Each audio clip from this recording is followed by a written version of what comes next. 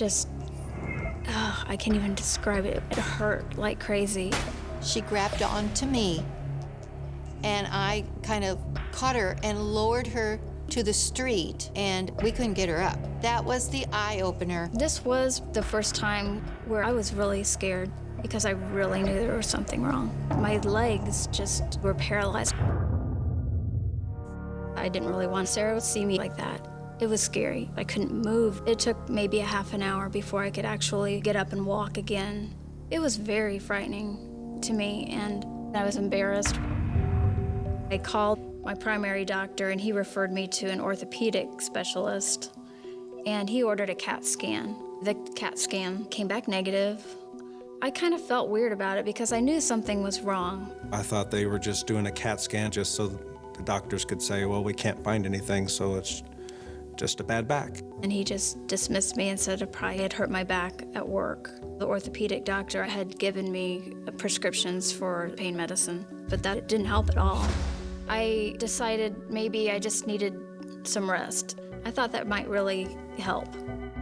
But over the next 2 weeks, the agonizing attacks don't let up. In fact, they get worse. When Angie had a back spasm, it was as if she was being electrocuted. She'd stiffen, like her whole nervous system just was alive, like a wire. She just had no control.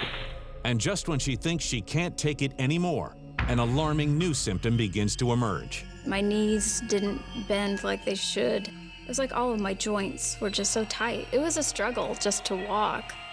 Sarah used to make the joke that she looked like Frankenstein because she was just walking without bending her knees. It got increasingly hard to take care of my daughter, Sarah. I couldn't even lift my own daughter. We thought that when Angie rested her back for a couple weeks that this would be helpful, but it didn't do anything. After the end of the 2 weeks, I was worse than I was at the beginning. I just tried to just keep thinking that it would get better. I was trying to be strong. I just kept working until it got to the point at work where I was really having trouble walking and doing my job. So I talked to my manager, and she said that I could be charge nurse. That was more of a desk job. I would help the other nurses out, and I would go around and do all their blood sugar checks for them. It helped having a cart to hold on to with my walking and pain and everything. The rest of the time, I was at the nurse's station in a chair. I knew that for her it was humiliating for anybody to see her like this. So it was great that she was charge nurse. She wouldn't have to deal with, lifting patients, and she could heal. But just a few days after starting her new job, Angela suffers her worst attack yet. It just hits you like a ton of bricks. And it really almost makes it hard to breathe until it lets up. There was a nurse nearby, and I said, help, help. Other nurses came in. They got a wheelchair and kind of scooped me into the wheelchair. I remember just being really scared.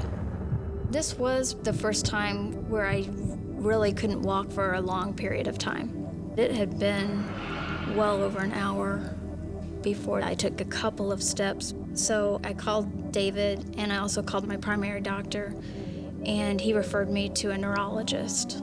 She called me from work and told me that I needed to come get her now. Within a few hours, Angela is at the neurologist's office. He did a thorough neuro exam, and he ordered an MRI of my brain. But even before the test results come back, Angela is sure what her escalating symptoms mean. As a nurse, I knew that's what would diagnose MS. MS, or multiple sclerosis, is an incurable disease in which the nerves of the central nervous system begin to degenerate. As the disease progresses, patients can lose their vision, mobility, and speech. Waiting for the results of the MRI was very nerve-wracking. I wanted to know, but yet I didn't.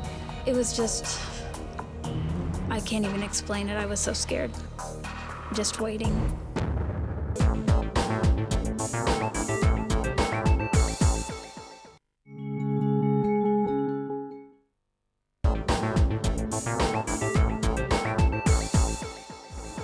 For the last 11 months, 31-year-old Angela Smith has been afflicted with mysterious bouts of pain and paralysis. Now she's waiting for the results of an MRI, which she believes will confirm that she's developed multiple sclerosis.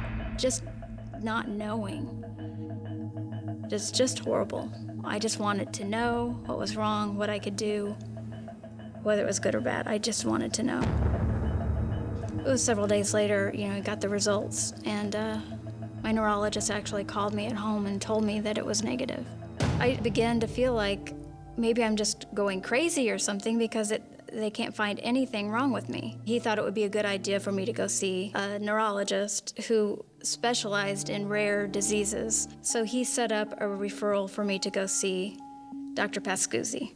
When I first met with Angela, she gave me a history, and that's really where the assessment starts. Angela has a past medical history of diabetes going back to young age. The second step is then the examination, and it revealed some abnormal things, including tense, tight, enlarged muscles along the spine. And this produced an enhanced arch in the back.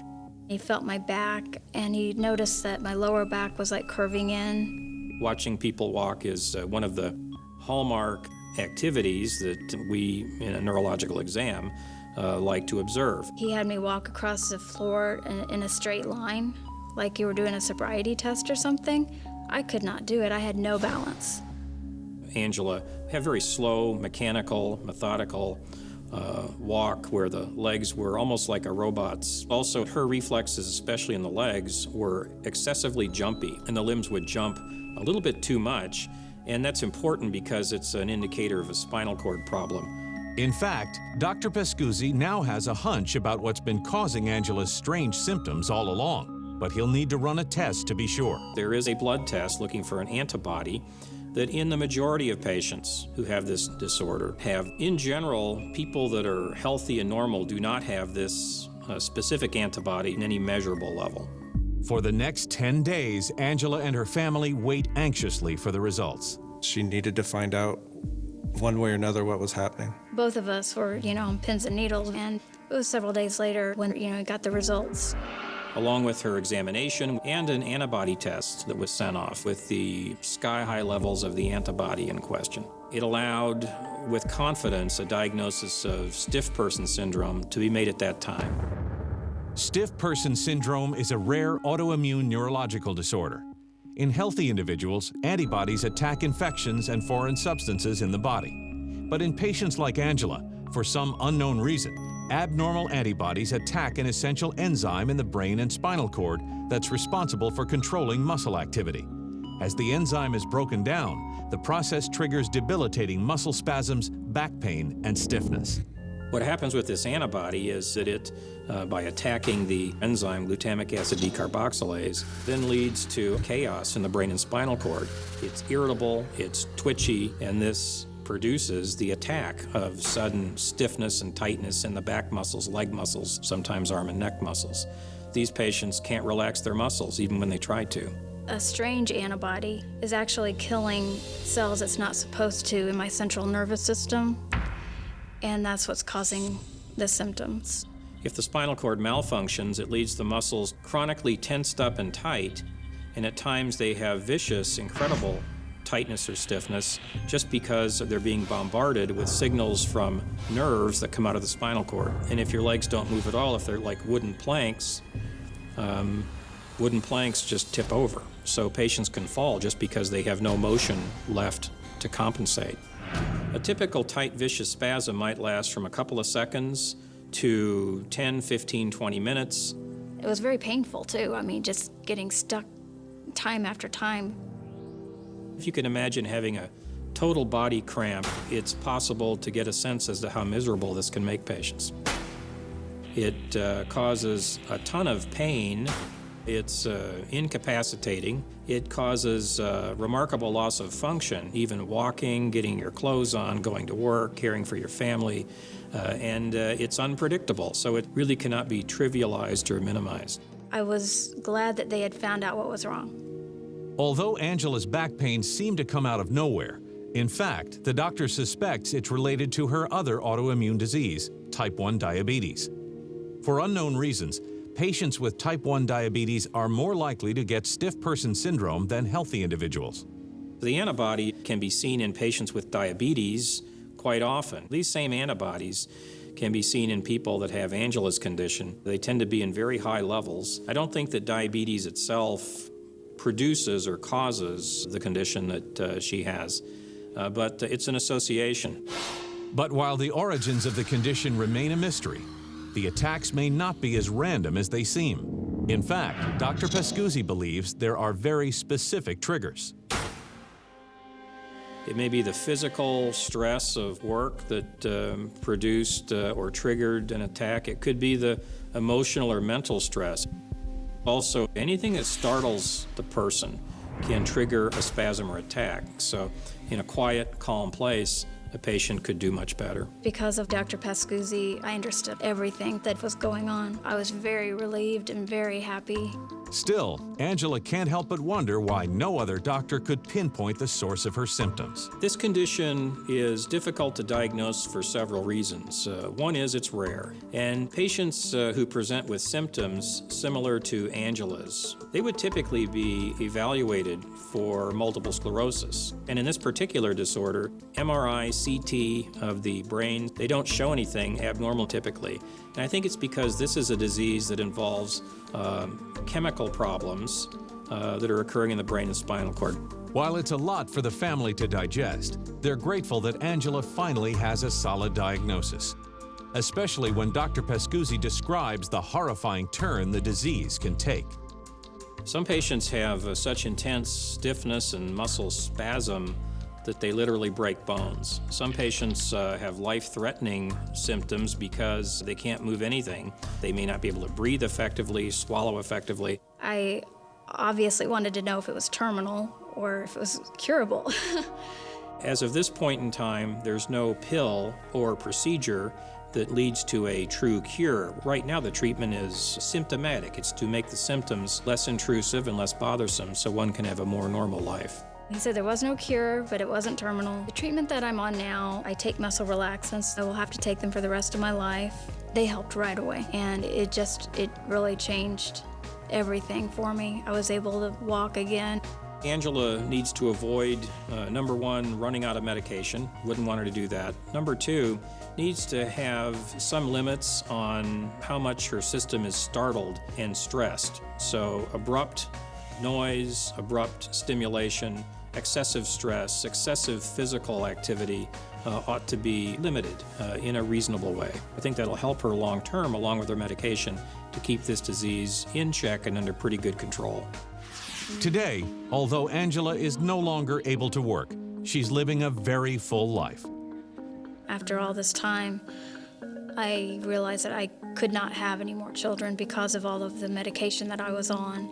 We adopted a beautiful little baby girl from China, and we named her Jamie. And she was like, just a perfect addition to our family.